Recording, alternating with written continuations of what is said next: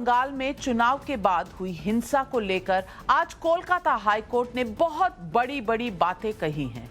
Court में chief justice सहित 5 जजों ने एक साथ जजमेंट दिया और इनमें से 4 जज एक तरफ थे, एक जज ने डिसेंटिंग जजमेंट दिया और उन्होंने कहा है इस जजमेंट में कि सारे सर्कमस्टेंसेस ऐसे हैं कि सीबीआई की जांच होनी चाहिए। जो बंगाल में गिनती के बाद, रिजल्ट के बाद 2 दिन की जो वायलेंस हुई थी, जो मारपीट हुई थी, रेप्स हुए थे, कई ऐसे पिटीशंस थे, कई ऐसे वाक्य थे जो कोर्ट ले जाए गए थे।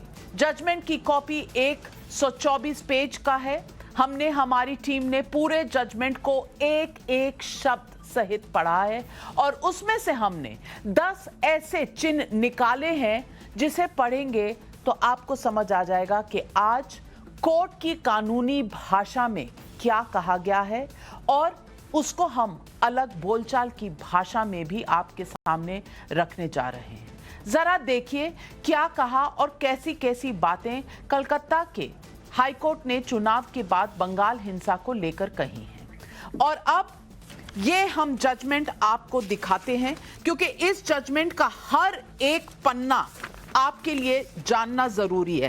पहले तो मैं 10 पॉइंट में आपको बता दूं कि क्या कहा है कोर्ट ने। जांच कमेटी सुप्रीम कोर्ट ने जो बिठाई थी और बंगाल की डीजीपी की तरफ से रखे मामले में 60% का अंतर है, ऐसा कोर्ट ने कहा है।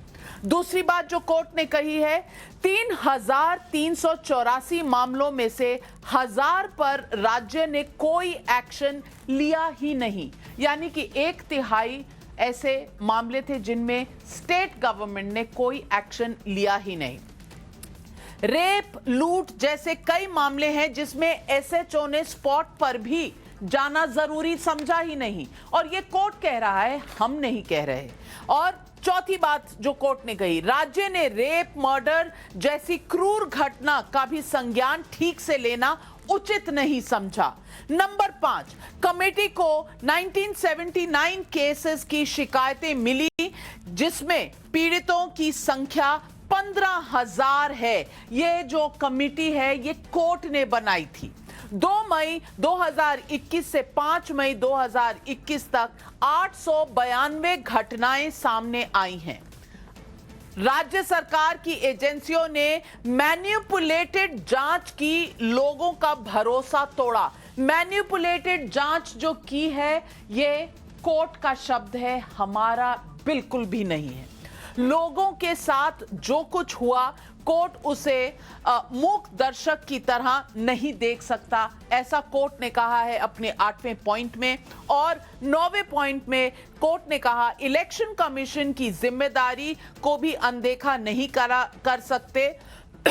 नंबर 10, कोर्ट ने कहा है सरकारी अस्पतालों में पोस्टमार्टम भी ठीक से नहीं हुआ, परिजन को विश्वास नहीं है कि इनका ठीक से पोस्टमार्टम भी हुआ हो।